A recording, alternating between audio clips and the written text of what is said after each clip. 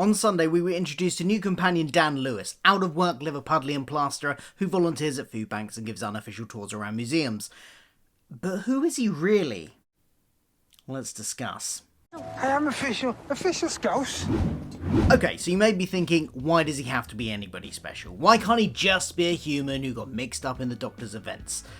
There's one thing from Chapter 1 of Flux that makes me convinced there's more going on here. The Carvanista's mind control device didn't work on him. I think it's tech that's meant to achieve the mind control. He waves a gloved hand as he issues his instructions, kind of Jedi style.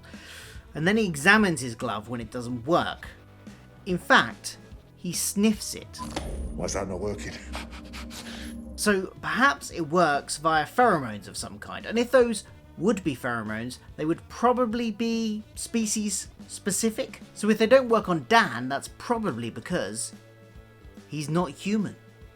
And if that's the case, who could he be? Well, I mean, if you've seen the thumbnail of this video, you know who I'm going to say is a possibility. Maybe he's another incarnation of the Doctor. The fugitive Doctor.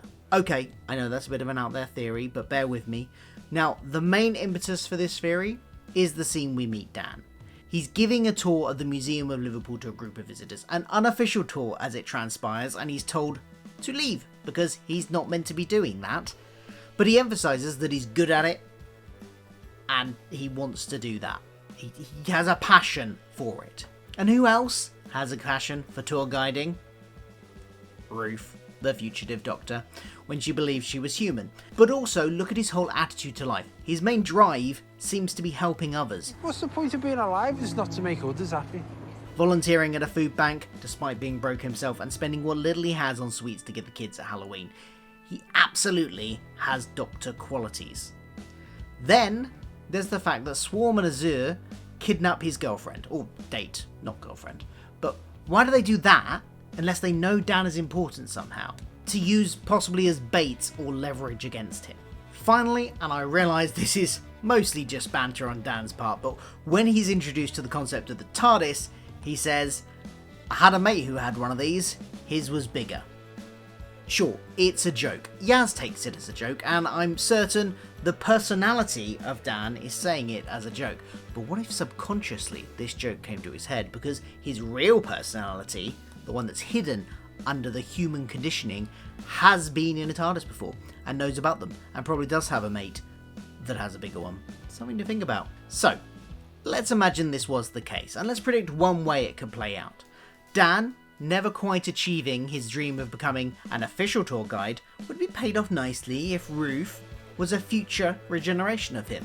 And it would certainly be a unique Doctor-companion relationship for us and them to discover after a whole season of travelling together that the Doctor's companion was actually an incarnation of herself.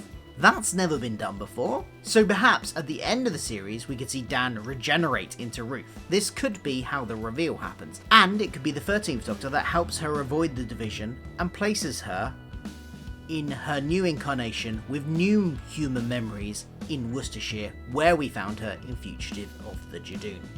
Of course, this would require some kind of memory loss to explain why she didn't remember 13 in that story, but I'm sure they could think of something.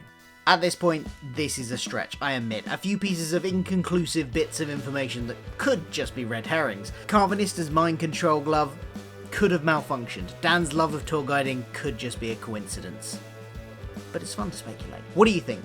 Do you think Dan is more than human to start with? And if so, do you think he could be an incarnation of the Doctor?